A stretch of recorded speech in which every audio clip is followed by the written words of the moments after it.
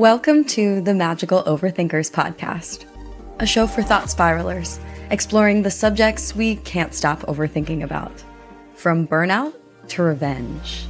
If you ever get the feeling that despite living in the information age, the world only seems to be making less sense, or that for some mysterious reason, it just feels especially hard to exist as a human being in the world right now, then you're in the right place. This podcast is here to soften the clash between our innately irrational human brains and the overwhelm of this time. It's here to help us think less about the things that don't matter and more about the things that do. I'm your host, Amanda Montel. Today, we're overthinking about nostalgia. Today's episode is going to be a super cozy one. I'm recording this in my house with no makeup. It's cold outside. It just felt correct. And speaking of this chilly weather season, I wanted to share that in January, on January 6th to be precise, the paperback version of the book that inspired this podcast, my book, The Age of Magical Overthinking, Notes on Modern Irrationality, will be published and available wherever you buy books. This book was the most vulnerable thing I've ever written. I feel like I got the most out of writing it than anything I've ever written in my whole career. And I'm excited for more readers to be able to access it due to the paperback being just cheaper. And I'm doing a launch event in Los Angeles to celebrate. That's on Monday, January 12th at Skylight Books in the Los Feliz neighborhood of Los Angeles. So if you're in Southern California, definitely come check it out. I'll be sharing more details on my Instagram and on my website, amandamontel.com/events, but it's just a free event. I'm going to be in conversation with a very exciting fellow author who you're definitely not going to want to miss. So roll through on January 12th. I thought that this holiday season would be the right time to air this episode. The winter just generally feels like a pretty nostalgic time to me, especially the end of the year. It's a time of rest and reflection and hearkening back to traditions from our childhoods to celebrate the holidays. It's certainly no secret and not an under-scrutinized topic that nostalgia has been having a major moment in pop culture and the zeitgeist at large for a few years now, kind of since the pandemic, with all of those cinematic reboots of old TV shows and cast reunions, the Friends reunion, the Harry Potter reunion. I've been super interested in what causes people to romanticize not only good things about the past, but negative things about the past, even when by certain objective measures, the present is actually better. Lately, I've been having really weird nostalgia for my high school years. This year was my 15-year high school reunion. We didn't do anything for it, but I guess I was thinking back and rewriting history a little bit. Even though I have written pretty extensively about nostalgia, there's a whole chapter in my book, The Age of Magical Overthinking, that addresses the kind of cognitive analog to the sort of emotional experience that is nostalgia, that being declinism, which I'll define later in this episode. All's to say, I was in the mood to record a super cozy episode today. This is the last episode that's airing of Magical Overthinkers. Not forever, just for 2025. I'm going to take a short break and be back with new episodes. Same cadence every other Wednesday in 2026. We've got some really exciting topics and guests on the docket. And now that I'm recording this end of year episode, I might as well take the time to do a little informal catch-up and reflection on the past year of overthinking. I guess with regard to what's relevant to the podcast, about a month and a half ago, by the time this airs, I gave a TED Talk, a real bona fide TED Talk at a TED conference in Atlanta, which was a surreal experience and pretty intimidating. The video of that TED Talk will go live either at the end of this year or the beginning of 2026, so stay tuned for that. By far the best part of that whole TED Talk experience was meeting the other speakers, because at this conference, there were maybe 60 TED speakers, and they were all so interesting and generous and charismatic. And it was kind of amazing because, yes, it was a TED conference, but it also felt like a Magical Overthinkers conference because basically everyone I met there met the requirements for like the perfect Magical Overthinkers guest. So I'm going to be interviewing a lot of those people for our 2026 season, covering topics from overthinking about confrontation to flirting, which I guess is a kind of confrontation, to AI slop, to the concept of doing your own research. I really think 2026 is going to be the year that Magical Overthinkers hits its stride. And I am so grateful for you listeners for being here. I am not blowing smoke when I say that this podcast is an absolute joy to make, just a sort of untainted joy. There's absolutely no stressy side or downside of making this show. It is therapeutic for me. It is fun for me. It tickles the just like nerdy, curious side of my brain that is such an antidote to the ruminating and thought spiraling parts of my brain. And also a huge part of why I love making this podcast is because of all of you. I feel like every time anyone engages with this podcast in Spotify comments or in Instagram comments, it's like so gentle. Even when someone is like disagreeing or has a bone to pick with something that was said in an episode, it's like always phrased really respectfully, which feels so random for the internet right now. Some of the episodes from this year that I was proudest of include the episode on going no contact, where I got to interview a kind of unexpected guest, a Shakespeare scholar, who's written about how the act and phenomenon of cutting close family members and loved ones out of your life has shown up in Shakespeare's canon, and how those complicated family dynamics are kind of a perennial phenomenon, and how Shakespeare's portrayal of them compares and contrasts to what we see today. I loved the episode I got to do this year on gaslighting with Rebecca Lamov, author of The Instability of Truth. I loved the episode that we did on revenge, featuring James Kimmel, not to be confused with Jimmy Kimmel, who is a scholar of revenge. That episode was super illuminating and cathartic. And then I really loved the episode on crying that we just released. Oh my God, and the one on the algorithm. I'm really proud of a lot of the episodes that we did this year. I found that the episodes that tend to resonate most and like perform best from the show are the ones where I'm addressing a kind of abstract and painful or otherwise confusing internal emotion or struggle rather than an external thing. So like I saw on Spotify Wrapped that the most downloaded episode we made this year was the one on people pleasing. Last year, our most popular episodes were on imposter syndrome and burnout.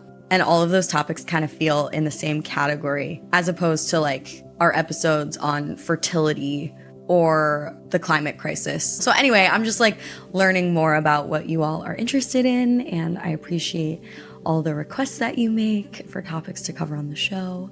As I mentioned at the top of this episode, I'm hosting a launch event for the paperback publication of The Age of Magical Overthinking. I really hope you pre-order the paperback. I'll be sharing links for that soon, if they're not already posted in the show notes here and on my Instagram and on my website by the time this comes out. If you're a reader, you've probably heard authors say this before, but pre-orders, as silly and weird as this is, really help an author as opposed to like just buying it when it's out, because they signal to the publisher that lots of people are interested in your book, which just like helps your sales in general. So I'd really appreciate it if you would consider doing that and coming to the event.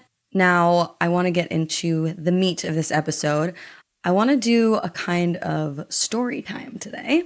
I wrote an opinion piece for the LA Times that came out last year about nostalgia, but specifically about cultivating nostalgia for the present.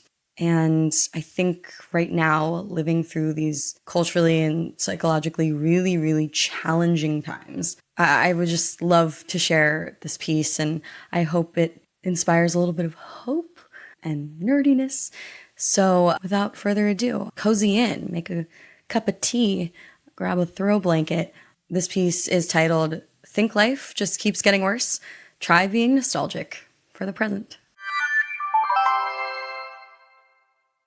As you magical overthinkers know, our brains go through a lot within the week. We drown our brains in dopamine with endless scrolling. We drag them through decision fatigue at work. They sure as heck don't get enough rest. With all this happening to our brains, we should really give them the care they deserve. And finding the right therapist on ZocDoc is a great way to do that. ZocDoc can help by providing you with multiple options for therapists in your area who are in-network and ready to talk. And I'm not just talking about therapist appointments. ZocDoc is a free app and website where you can search and compare all types of in-network doctors and click to instantly book an appointment. With more than 100,000 high-quality doctors, you can find a provider across every specialty, from mental health to dental health, urgent care to primary care, and more. You can filter for doctors who take your insurance, who are located nearby, and are a good fit for any medical or personal need or want that you might have. And appointments made through ZocDoc happen fast, typically within just 48 to 72 hours. I've even gotten same-day appointments in the past. I have been a ZocDoc user since long before they sponsored this podcast, and I still am. I literally don't book my doctor's appointments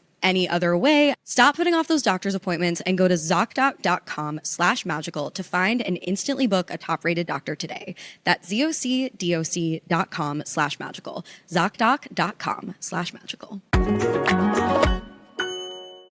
Look, I will admit to you, when I first started podcasting, I had no idea it would even become a business, much less all of the hats that I would have to wear as a host and a producer and a writer. Running your own business, no matter what field you're in, can feel kind of intimidating. And finding the right tool that not only helps you out, but simplifies everything can be such a game changer. For millions of businesses, that tool is Shopify.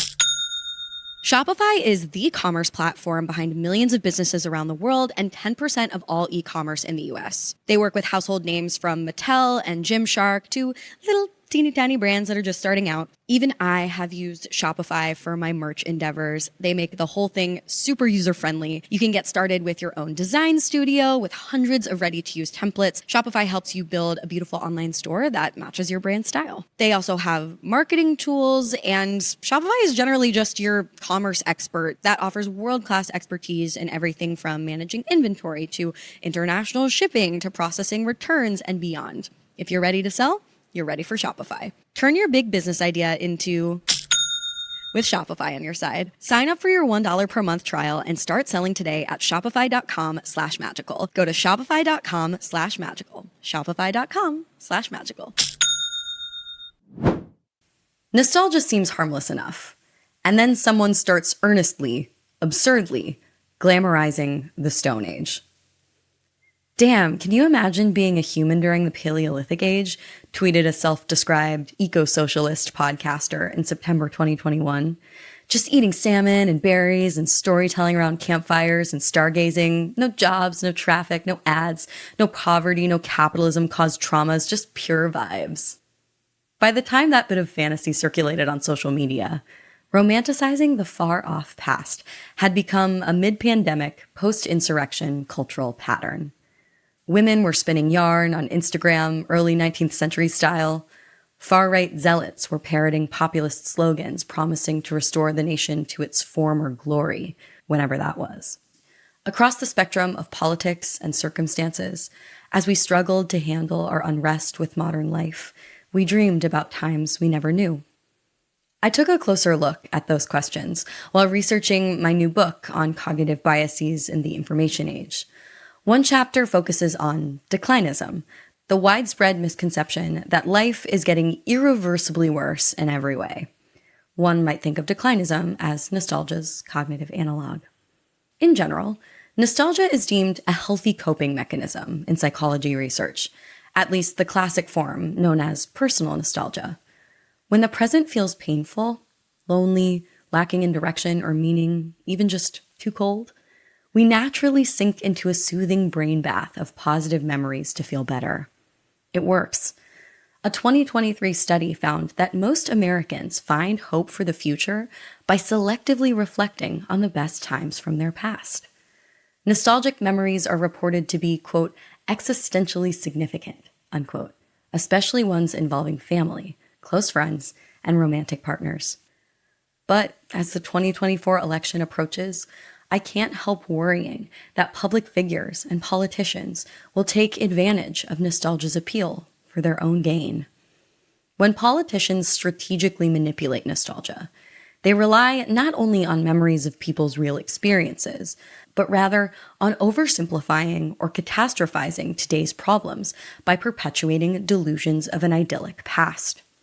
These propagandistic strategies help to convince people that their current situation is worse than it actually is, wrote Philippe de Brigard, a professor of philosophy, psychology, and neuroscience. Weighing the political risks against the coping benefits of nostalgia, I wondered, shouldn't we encourage more accurate representations of history and also orient our idealizations of the past toward the present? Nostalgia for the present is a phenomenon defined by missing something that is not yet lost. Anticipatory nostalgia, as it is sometimes described, can be both a feeling and a thought exercise. According to psychology professor Christine Baccio, nostalgia for the present as imagined from a future perspective can direct us to appreciate and seek the best of what is possible. Feeling the sad longing for our present before it's gone can encourage us to make good choices now.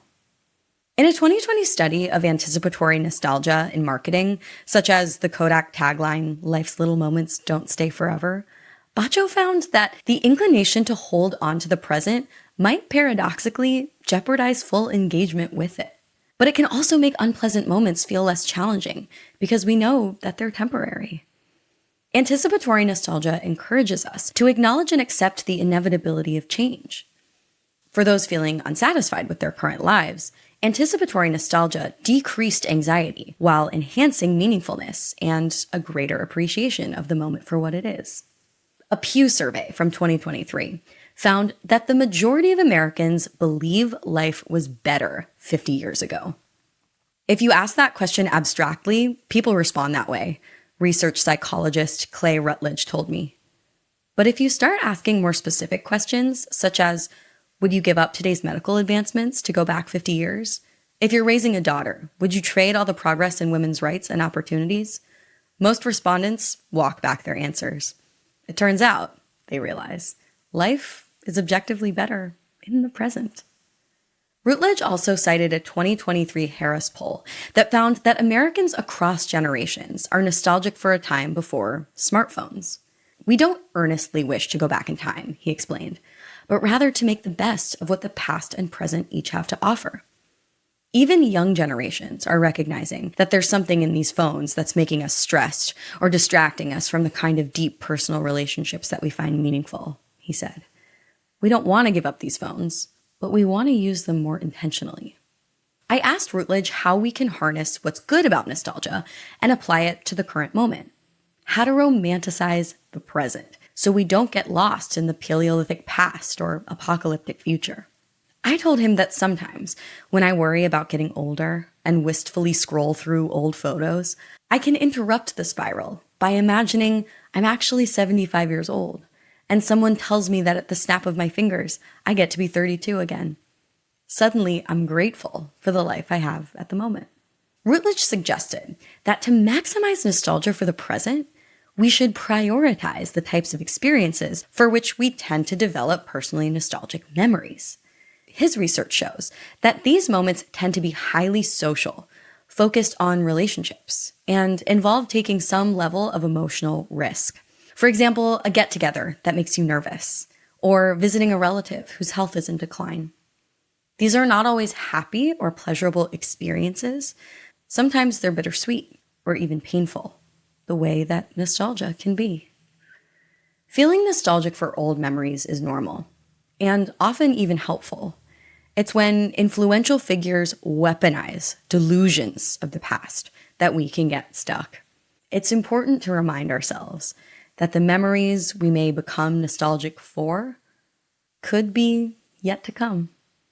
And if the present is as good as it gets, good news, it's still here.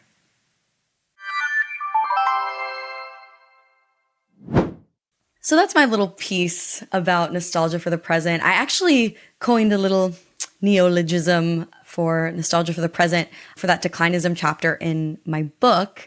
The term is tempeser, which is a combination of the Latin tempus, meaning time, and susurrus, meaning whisper. So like a time whisper. That to me felt like the right term for this sort of elusive nostalgia for the current moment, so precious in its ephemerality that the second you notice it, it's already slipped away. So I hope you're able to cultivate a little bit of nostalgia for the present if you can this holiday season. Thank you again so much for listening to Magical Overthinkers in 2025. I will be back with so many good episodes in 2026, so many brilliant experts. And in the meantime, remember, think it over. Just don't overthink it.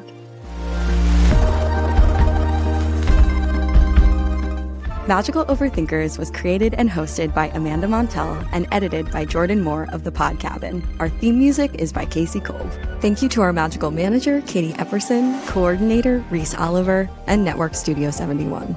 Be sure to follow the pod on Instagram at Magical Overthinkers. We're also on YouTube, link in show notes, and ad-free episodes as well as behind-the-scenes extras are available on the Magical Overthinkers Substack at amandamontell.substack.com.